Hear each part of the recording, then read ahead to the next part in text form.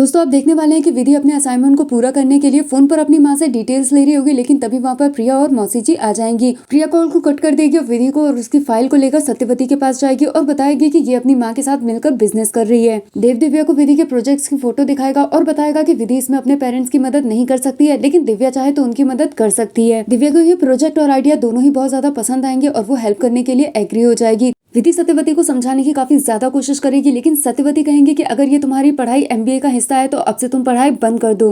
लेकिन तभी वहाँ पर देव आ जाएगा और बताएगा कि विधि की पढ़ाई बंद नहीं होगी। वो सत्यवती को अपने फोन पर विधि के प्रोजेक्ट्स की फोटोज दिखाएगा और कहेगा कि विधि ने मुझे इस प्रोजेक्ट के बारे में बताया है और विधि यहाँ का कोई भी रूल ब्रेक नहीं कर रही है। अब ये डिसीजन सत्यवती का होगा कि उसे झूठे लोगों पर बिलीव करना है या फिर विधि पर। देव के बिहेवियर से सत्यवती काफी ज्यादा शॉक्ड होंगी और देव चुपचाप से विधि को लेकर वहाँ से चला जाएगा। देव विधि को रूम में लेकर आएगा और विधि देव से कहेगी कि उसने कुछ भी गलत नहीं किया है, लेकिन देव कहेगा कि उसे उस पर पूरा भरोसा है कि उसने कुछ भी गलत नहीं किया होगा। वो विधि को समझाने की कोशिश करेगा कि जो होना था वो हो चुका है, अब उसे रिलैक्स करना चाहिए। लेकिन मौसी जी प्रिया को किचन में बुलाएंगे और प्रिया बहुत ही ज्यादा नाराज होगी कि मौसी जी का तो कोई भी प्लान वर्क नहीं करता। मौसी जी यहाँ पर प्रिया को समझाएंगे कि देखा, अगर अपना पति साथ दे तो घर में किसी की भी कुछ भी कहने की हिम्मत नहीं होती, और तुम्हारा पति सुबह से भूखा है और तुम्हें इस बात की कोई भी चिंता नहीं है। इसलिए मौसी जी प्रिया को आइडिया देंगे कि प्रिया को भी अपने पति को अपने वश में करना होगा। तो प्रिया अपने पति के लिए खाना बनाए और मौसी जी सत्यवती की जले पर नमक छिड़कने के लिए चल देंगे। विधि से अपनी डायरी पढ़ने के लिए कहेगा जिसमें उसने विधि की तारीफ की होगी, और वो नेक्स्ट एंट्री को करने के लिए भी विधि से ही कहेगा, क्योंकि वो नहीं चाहता कि फिर कभी 10-15 साल बाद ये पेज खाली रह जाए और फिर कोई आकर उससे पूछे कि आखिर उस रात क्या हुआ था। देव विधि को बताएगा कि भले वो अपने पेरेंट्स की डायरेक्ट हेल्प नहीं कर सकती, लेकिन इसके लिए उसने दिव्या से बात कर ली है, और ये देखकर विधि बहुत ही ज्यादा खुश हो जाएगी। मौसी जी सत्यवती के पास पहुंचेंगी और उसे और भी ज्यादा बुरा फील कराने की कोशिश करेंगी। यहाँ पर सत्यवती बहुत ही ज्यादा दुखी होंगी,